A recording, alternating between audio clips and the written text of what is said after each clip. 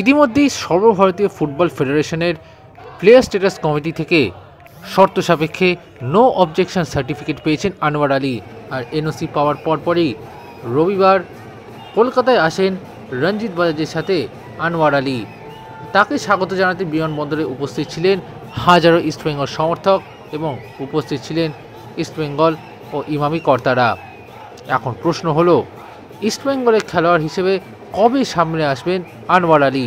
কারণ বিমানবন্দরে এবং তারপর টিম হোটেলে লাল হলুদ উত্তরীয় পরে ছবিতে দেখা গিয়েছে আনোয়ার আলীকে।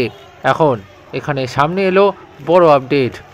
আগামী 13ই আগস্ট ইস্টবেঙ্গল ক্লাবের স্পোর্টস ডে উপলক্ষে বিকেল 4:30 থেকে ক্ষুদিরাম অনুশীলন কেন্দ্রে যে অনুষ্ঠানের আয়োজন করা হয়েছে, সেই অনুষ্ঠানেই হয়তো সরকারিভাবে ইস্টবেঙ্গলের নতুন খেলোয়াড় হিসেবে সামনে আসতে পারেন আনোয়ার আলী। ক্ষুদিরামের মঞ্চে এমনই পরিকল্পনা সাজাতে চলেছে ইস্টবেঙ্গল ক্লাব। সূত্রে খবর, সোমবার আনোয়ার আলীর মেডিকেল টেস্ট করা হয় এবং তারপরে সব কিছু ঠিকঠাক থাকলে মঙ্গলবার অর্থাৎ 13ই আগস্ট ক্ষুদিরাম অনুশীলন কেন্দ্রে আনোয়ার আলীকে নতুন ইস্টবেঙ্গল খেলোয়াড় হিসেবে দেখতে পারবেন লাল হলুদ জনতা। Extra time.